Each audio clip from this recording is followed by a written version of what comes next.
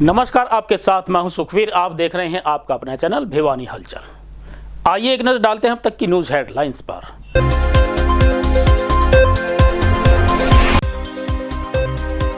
जिले में शुक्रवार को 7 कोरोना पॉजिटिव हुए ठीक, आए 6 नए कोरोना पॉजिटिव।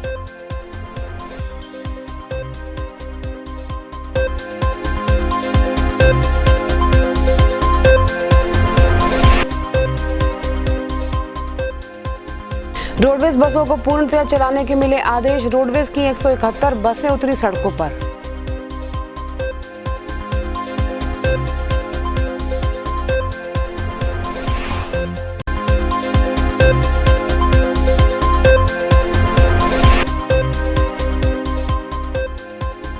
गांव गारणपुरा खुर्द में हुई व्यक्ति की हत्या, घर में घुसकर मारी गोली।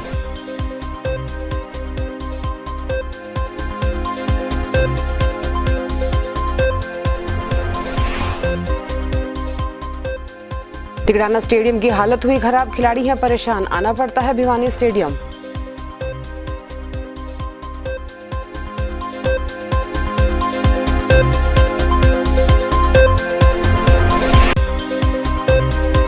चरखी दादरी में बदमाशों के हौसले हुए बुलंद, गोलियां चलाकर दी जान से मारने की धमकी।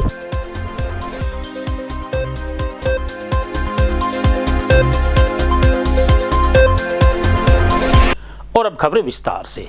शुक्रवार को भिवानी में 6 नए कोरोना पॉजिटिव केस आने के बाद 7 कोरोना पॉजिटिव ठीक हुए हैं। इस बारे में civil surgeon doctor Jitendra Kadian ने बताया कि जिले में अब तक 827 लोग कोरोना महामारी की गिरफ्त में आ चुके हैं, जबकि 773 केस ठीक होने के बाद अब जिले में 48 एक्टिव केस रह गए हैं। वहीं उन्होंने 600 सैंपल्स लेने की जानकारी भी दी। जिले में शुक्रवार को 6 नए कोरोना पॉजिटिव केस सामने आए, जिनमें से एक वार्ड 6 लोहारू से, एक झांझड़ा बास लोहारू से, एक गांव किकराल से, एक छोटू राम कॉलोनी रोहतक से और एक गिरिराज कॉलोनी भिवानी से और एक लोहड़ बाजार भिवानी से है। अब तक जिले में कुल 827 कोरोना पॉजिटिव हो चुके हैं, जिनमें से 773 ठीक हो चुके हैं। अब जिले में कोरोना के 48 एक्टिव केस हैं। खबर लिखे जाने तक शुक्रवार को जिले से 600 सैंपल लिए जा चुके थे। जिले में शुक्रवार को 7 कोरोना पॉजिटिव ठीक भी हुए। प्रदेश मुख्यालय से आदेश प्राप्त होने के बाद भिवानी रोडवेज डिपो ने अपनी सभी 171 बसों को सड़कों पर उतारने का कार्य शुरू कर दिया है। इस बारे में डिपो के यातायात प्रबंधक भरत परमार ने बताया कि उनके द्वारा उत्तर प्रदेश, राजस्थान आदि सभी राज्यों में सोशल डिस्टेंसिंग का पालन करते हुए सवारियों को यात्रा सुविधा प्रदान की जा रही है।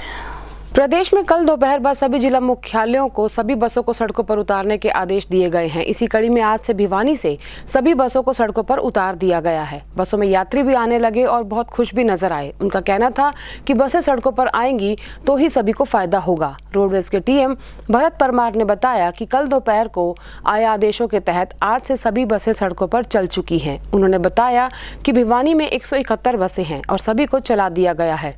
उन्होंने ये भी बताया कि बसों में सभी को सैनिटाइजर रखना होगा, मास्क पहनना होगा। साथ ही बसों में यात्रा से पहले सभी की थर्मल स्कैनिंग भी की जाएगी। दिल्ली, उत्तराखंड सहित तमाम राज्यों में बसों को जाने की अनुमति अभी नहीं दी गई है। मात्र पूरे हरियाणा के साथ राजस्थान और उत्तर प्रदेश में ही हरियाणा की बसें जाएंगी। उन्होंने बताया कि बसों में WHO के सभी निर्देशों का पालन किया जाएगा और यदि बस में कोई कोरोना संदिग्ध या थर्मल स्कैनिंग में किसी का तापमान अधिक होगा तो उसे यात्रा नहीं करने दी जाएगी। गवर्नमेंट का भी फायदा होगा, पब्लिक का भी फायदा होगा, सबको सुविधा मिलेगी। किस तरह का? पब्लिक के पास पब्लिक आएगी जाएगी, काम पे आएगी, काम पे जाएगी, ठीक है जी, काम करके आएगी। गवर्नमेंट का भी फायदा होगा, बेरोजगार को रोजगार भी मिलेगा, बहुतों की रोजी रोटी का वो है। दोबारा से चलने पर आम आदमी को बहुत फ़ायदा हुआ है, क्योंकि पहले पहुंचने में बहुत परेशानी का सामना करना पड़ता था। अब धीरे धीरे वापस पटड़ी पर जिंदगी फिर से दोबारा लौट रही है। कल दोपहर बाद मुख्यालय से आदेश प्राप्त हुए हैं कि जितनी भी हमारी गाड़ियां हैं रोडवेज की, वो फुल कैपेसिटी के साथ चला सकते हैं, जिसमें सैनिटाइजेशन का और थर्मल स्कैनिंग का और जितनी भी जो कोविड की गाइडलाइन है उनका पालन करते हुए हमें इसके बचाव के साथ साथ सभी गाड़ियां फुल कैपेसिटी के साथ चलाने की आदेश। सवारियों की थर्मल स्कैनिंग की जा रही है और लगभग सभी रूटों पे गाड़ी चला दी गई है। पूरा स्टाफ हमने बुला लिया है और जो कोविड की जितनी भी गाइडलाइन है उनका पूरा ध्यान रखते हुए सभी गाड़ियों का चलाना सुनिश्चित किया गया है। कहीं ना कहीं सोशल डिस्टेंस भी देखिए वैसे भी पैसेंजर है ना कुछ कम निकल रहे हैं, लेकिन सीटिंग के दौरान है तो जैसे एक फैमिली के मेंबर हैं तो साथ में बैठ सकते हैं, और ऐसा कोई सेंसिटिव पेशेंट नज़र आता है तो उसको रोक लेते हैं। थर्मल स्कैनिंग के बाद किसी का टेम्परेचर ज़्यादा है या ऐसा लगता है कि भी कोविड का सिम्टोमेटिक या सस्पेक्टेड है तो उसको यात्रा करने की इजाज़त नहीं है। तो सब डिब्बों की बात हमारे पास है ना 171 का फ्लीट है, और कुछ तो शाम में है और कुछ भिवानी में है। तो मोस्टली गाड़ी जो सभी रूट्स पे है ना चला दी गई है। बीती रात भिवानी के गानपुरा में मंजीत नामक युवक को अज्ञात लोगों ने गोली मारकर मौत के घाट उतार दिया। मृतक मंजीत के भाई सुनील की शिकायत पर तोशाम थाना प्रभारी संदीप कुमार शर्मा व एएसपी वरुण सिंगला मौके पर पहुंचे और सीसीटीवी फुटेज के आधार पर छानबीन आरंभ कर दी। वहीं पुलिस ने आरोपियों की शीघ्र पकड़ने की बात भी कही। गांव गारणपुरा खुर्द में गोली मारकर एक व्यक्ति की हत्या कर दी गई। बीती रात घर में सो रहे मंजीत को आरोपियों द्वारा 4 गोली मारे जाने की पुष्टि हुई है। घटना की सूचना मिलते ही एएसपी वरुण सिंगला और थाना प्रभारी संदीप शर्मा घटनास्थल पर पहुंचे। मृतक मंजीत के भाई सुनील ने पुलिस को शिकायत में बताया कि वे 3 भाई हैं, जिनमें से मंजीत सबसे छोटा था और दोनों बड़े भाई हिसार के आजाद नगर में रहते हैं और वहीं मंजीत अपनी मां के साथ गांव में ही रहता था। सुनील ने आरोप लगाया कि इसे पूरा शक है कि उनके भाई की हत्या के पीछे पिंजोखरा निवासी विकास विनोद और बिगोवा निवासी अंकित और 2-3 अन्य शामिल है। सुनील की शिकायत पर पुलिस ने मामला दर्ज कर छानबीन शुरू कर दी। प्राप्त जानकारी के अनुसार मृतक मंजीत के घर के बाहर सीसीटीवी कैमरे लगे हुए हैं और बताया गया कि आरोपी मंजीत के घर रात को करीबन 3:23 पर दाखिल हुए थे। खुर्द में एक युवक की हत्या कर दी गई है, क्या मामला इसके बारे में? पुलिस को सुबह इन्फॉर्मेशन मिली थी कि सुबह 3:30 और 4 बजे के आसपास में 4 व्यक्ति इसके मृतक के घर पे आए हैं और वो ऊपर सो रहा था, उसकी गोलियां मार के उसकी हत्या कर दी गई। कितने व्यक्तियों के खिलाफ मुकदमा वगैरह दर्ज किया, क्या कार्रवाई करी? उसने भी शक के बिना पे हमने मुकदमा दर्ज किया है और जिसमें कुछ अभी व्यक्ति हैं, अभी मैं उनका नाम वगैरह भी डिस्क्लोज नहीं करूँगा निकालने से, तो उसमें हमने FIR दर्ज कर ली है। अनुसंधान अभी किया जा रहा है। क्या मामला नजर आ रहा है? कोई साजिश, कोई किस वजह से आपसी रंजिश है कुछ प्राथमिक? मामला ये जो मृतक है इनका खुद का क्रिमिनल रिकॉर्ड रहा है, जिनपे इनके हत्या के प्रयास के भी, शस्त्र अधिनियम के भी और आबकारी अधिनियम के भी कई मामले इनके दर्ज हैं और इनका क्रिमिनल रिकॉर्ड रहा है और आपस में इसको रंजिश से किसी न किसी से रंजिश को भी हमने इसको डिनाई नहीं किया जा सकता कि आपसी रंजिश की वजह से ये हत्या हुई है। भिवानी के निकटवर्ती गांव तिगड़ाना के खिलाड़ी हॉकी, फुटबॉल इत्यादि खेलों के लिए दूर दूर तक जाने जाते हैं, लेकिन हरियाणा सरकार द्वारा गांव के स्टेडियम में अस्थायी मंडी स्थापित करने के कारण स्टेडियम की हालत अत्यंत खस्ता हालत में पहुंच चुकी है। वहीं इस बारे में विनोद पिंकू कोच व करमबीर कोच के द्वारा मार्केट कमेटी अधिकारियों को सूचित भी किया जा चुका है, लेकिन उनका इस ओर कोई ध्यान नहीं है। यूं तो भिवानी को मिनी क्यूबा के नाम से जाना जाता है और यहाँ के खिलाड़ी भी राष्ट्रीय अंतर्राष्ट्रीय स्तर पर खेल क्षेत्र में अपना नाम बना चुके हैं, लेकिन जमीनी हकीकत की बात करें तो यहाँ के गांव तिगड़ाना के स्टेडियम की हालत बहुत ही खस्ता हो चुकी है। गांव के करीबन 350 खिलाड़ी हर दिन अपनी प्रैक्टिस के लिए भिवानी आने को मजबूर है। स्टेडियम की खस्ता हालत की बात करें तो लॉकडाउन के दौरान यहाँ अनाज मंडी बनाई गई थी, जिसके चलते यहाँ काफी टूट फूट हो गई है और लगभग सारे मैदान खराब हो चुके हैं। लाइट्स की बात करें तो लाइट्स की हालत भी ज्यादा अच्छी नहीं बताई गई। गाँव वासियों की सुने तो वे संबंधित अधिकारियों को यहाँ की खराब हालत से अवगत करा चुके हैं, लेकिन समस्या का समाधान अभी तक नहीं किया गया है।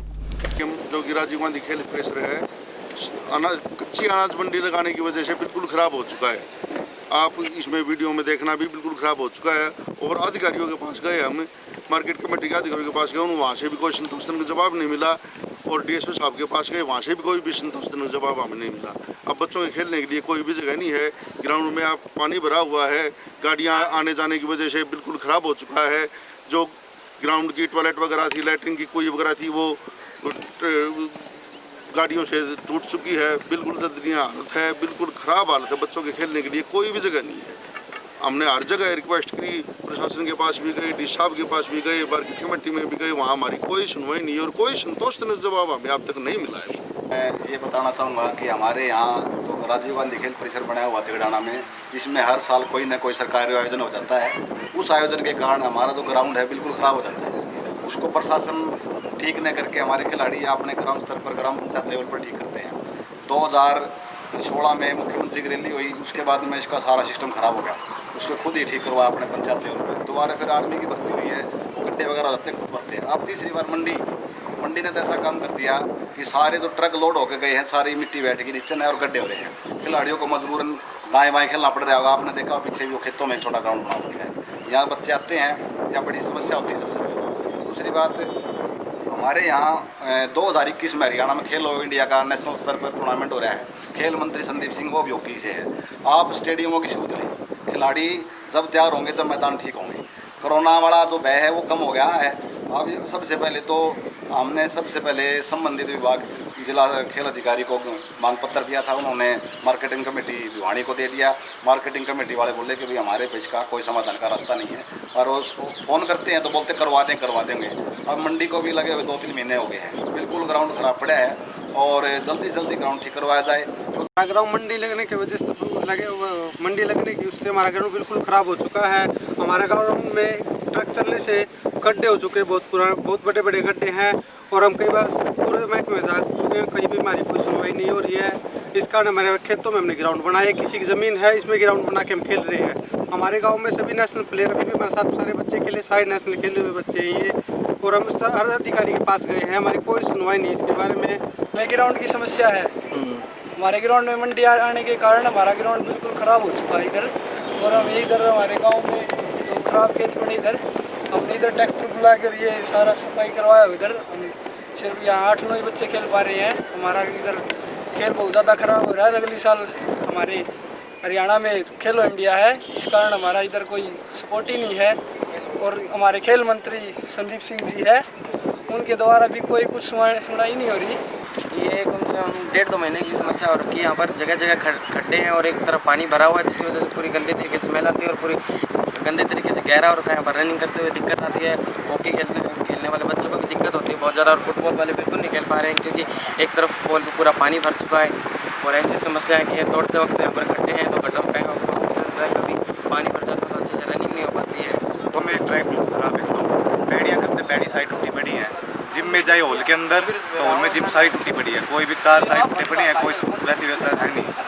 और मैट वगैरह की व्यवस्था होनी चाहिए वो भी नहीं है, बाथरूम के लिए जो व्यवस्था नहीं है, बाहर सारे खुले में करते, इसलिए ये व्यवस्था होनी चाहिए कुछ ना कुछ। बढ़िया है, जब हमारा प्रैक्टिस करने कोई आएगा यहाँ पे, कोई आता भी नहीं क्योंकि ग्राउंड सारा ख़राब है। कोच होएगा उसके अंदर बढ़िया प्रैक्टिस होती है, वैसे प्रैक्टिस होएगी नहीं, तो जब तक कोच नहीं आए कुछ नहीं होएगा। चरखी दादरी में बदमाशों के हौसले इस हद तक बढ़ चुके हैं कि बिना किसी खौफ के बदमाशों ने बीती रात रविदास बस्ती में एक व्यक्ति के घर पर दनादन गोलियां बरसा दी तथा पीड़ित संजय की जान को मारने की धमकी भी दे डाली। वहीं पीड़ित की शिकायत पर थाना प्रभारी तेलूराम मौके पर पहुंचे और अपनी पूछताछ आरंभ कर दी। चरखी दादरी में बदमाशों के हौसले कुछ इस कदर बढ़ गए हैं कि आए दिन बदमाश किसी न किसी घटना को अंजाम देकर फरार हो जाते हैं। ताज़ा मामला चरखी दादरी के रविदास बस्ती में ईदगाह के समीप का है, जहां कल देर रात एक व्यक्ति के घर पर कुछ बदमाशों द्वारा गोलियां चलाई गई और उसे जान से मारने की धमकी भी दी गई। इस दौरान बदमाशों द्वारा लाठी डंडों से रविदास बस्ती निवासी व्यक्ति कर गेट पर भी हमला कर उसे तोड़ने की कोशिश की गई। पीड़ित संजय ने बताया कि पुरानी रंजिश के चलते बदमाशों ने उसके घर पर हमला किया और उसके घर पर गोलियां चलाई। घटना के बाद उन्होंने पुलिस को सूचना दी, जिसके बाद पुलिस ने मौके पर पहुंचकर मामला दर्ज कर लिया है। उन्होंने बताया कि जिन व्यक्तियों ने उनके घर पर हमला किया वे पहले भी उनको जान से मारने की कोशिश कर चुके हैं। कुछ नहीं जी, 2-3 साल 4 साल पहले की एक छोटी मोटी हमारी बात थी, क्या सुनी हुई थी कोई, और लड़ाई भी हुई थी, मेरे भी चोट लगी थी, उनके भी चोट लगी थी। उस दौरान हमारा राजीनामा भी हो गया था, बातचीत भी हो ली थी। लेकिन फिर दिवाली से 2-3 दिन बाद में, दिवाली के 2-3 दिन बाद कल्याणा मोड़ पे संदीप उर्फ सिल्लू ने फायर कर दिया था मेरी गाड़ी के ऊपर। और उसके बाद में बीच में 1-2 बार फिर घर पे आया, वो मैं नहीं मिला उसको। कल रात को 9:30 बजे तो उसका मेरे पास फ़ोन आया है। उसके बाद में 10-10:30 बजे फिर उसका फ़ोन आया है। फिर वो 10:30 और 11 के बीच में यहाँ आके उनने कोई किसी प्रकार की वो नहीं थी, वो आके पूरा फायर करने लगे। और मैं नीचे से अंदर बैठा, नीचे से मैं निकल के बाहर ने देखने लगा तो बस ये सारा मामला ये कैमरा में भी हो गया था। और फायर ये करे तो फिर मैं ऊपर देखा तो जो ऊपर जो ये फायर लगा है ना, इसमें मैं कभी बाल बचा और जान से मारने की नीयत से आए थे। तो आप ऊपर छत पे थे या नीचे थे? मैं नीचे था। तो छत पे वापस आप आए हैं? हाँ, छत पे वापस मैं उनके जाने के बाद आया हूँ। ठीक है। हाँ। तो उस टाइम पर उन्होंने दोबारा फायरिंग की है? हाँ, एक के बार फायरिंग की थी उरे जी। हाँ, तो उनके जाने के बाद आप पहुँचे हैं? हाँ, उनके जाने के बाद देखा मैंने, फिर मैंने प्रशासन में फ़ोन किया जी।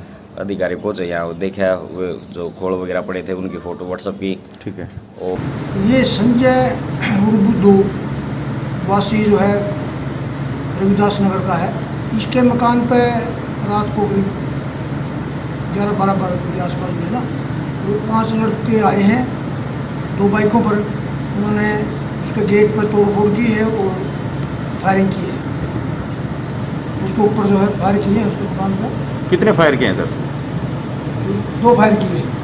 तो किसी को चोट भी लगी है सर उनसे? नहीं, चोट नहीं लगी, छज्जे वगैरह में गोली लगी है। उसको जान से मारने की नीयत से जब वो अपने मकान को उसको पता चला कि भाई आवाज़ आई, तो वो देख करके भी उन्होंने क्या है तो वो छत की तरफ आया, तो उसके ऊपर उन्होंने फायर किए, जानलेवा हमला किया उसको फायर करके। उन्हें अभी औरों की शिनाख्त नहीं हो पाई है। उन्हीं जो जिनके 2 के नाम आए हैं उनके आधार पर उन्हीं से जो है पूछताछ की गई है और इन्वेस्टिगेशन में चली भी है, तो जल्द ही उनके नामों का भी खुलासा हो सकता है। सर किन किन धाराओं में केस दर्ज किया गया है? धारा 148, 149, 307 और 25 आर्म्स एक्ट के तहत मामला दर्ज किया।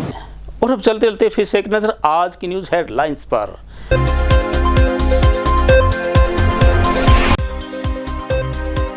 जिले में शुक्रवार को 7 कोरोना पॉजिटिव हुए ठीक, आए 6 नए कोरोना पॉजिटिव।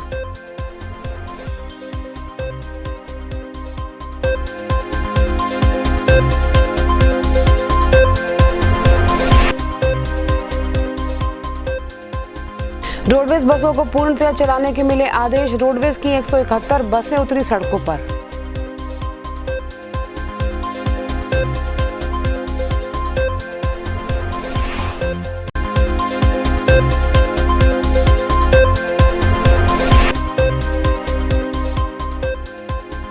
गांव गारणपुरा खुर्द में हुई व्यक्ति की हत्या, घर में घुसकर मारी गोली।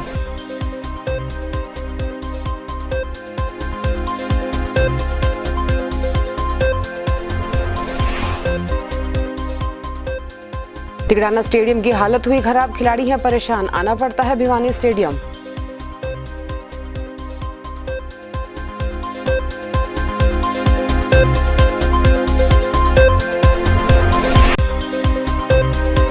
चरखी दादरी में बदमाशों के हौसले हुए बुलंद, गोलियां चलाकर दी जान से मारने की धमकी।